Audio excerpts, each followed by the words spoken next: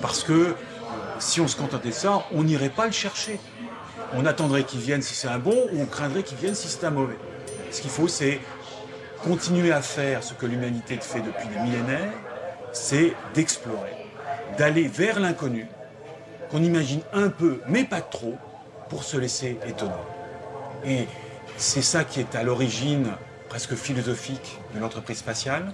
C'est ce qu'on a répété il y a 50 ans dans le droit spatial en disant explorer, c'est l'héritage de l'humanité. C'est pas seulement des planètes, c'est pas seulement des domaines, c'est une mission d'aller vers l'inconnu. Et à ce moment-là, l'inconnu, c'est par définition quelque chose d'ouvert.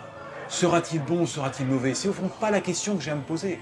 Il sera ce que je vais le rencontrer et l'histoire que je vais pouvoir éventuellement avoir en commun avec l'inconnu vers lequel j'ai. Et l'histoire commune qu'on a déjà, c'est d'appartenir à ce même univers, d'être tous, moi humain et lui extraterrestre, les enfants des étoiles. Et oui, tel est le formidable défi qui, dans un avenir encore insondable, fera de l'homme devenu stellaire un habitant parmi d'autres de l'immense univers.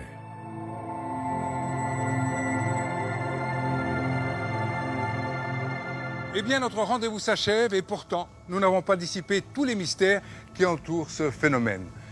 Reste une dernière question. Le 5 septembre 1977, la sonde américaine Voyager 1 était lancée vers l'infini. Elle se trouve aujourd'hui perdue aux limites extrêmes de notre système solaire, à plus de 15 milliards de kilomètres de la Terre.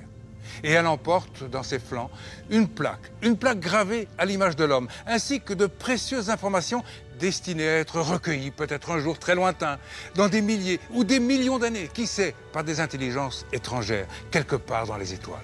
Évidemment, nous ne savons pas si ces êtres existent. Et pourtant, nous allons à leur rencontre et nous leur envoyons même des messages. Alors, se pourrait-il que ces intelligences hypothétiques fassent la même chose? Qu'elles tentent de nous faire comprendre qu'elles sont là? Nous n'en savons rien, mais d'ores et déjà, à propos de ces fameux ovnis, une chose est certaine, qu'il s'agisse d'un grand mythe moderne ou au contraire d'un fait objectif non encore élucidé. En tout cas, ce phénomène aura eu l'occasion, depuis plus d'un demi-siècle, de nous obliger à nous poser une série de questions fondamentales sur l'origine de la vie, sur les mystères de l'univers, sur les dimensions de l'espace et sur celles du temps. En tout cas, mythe ou réalité, qu'ils existent ou pas, les ovnis ont au moins ce mérite, c'est de nous avoir habitués à comprendre que dans l'univers, rien n'est impossible.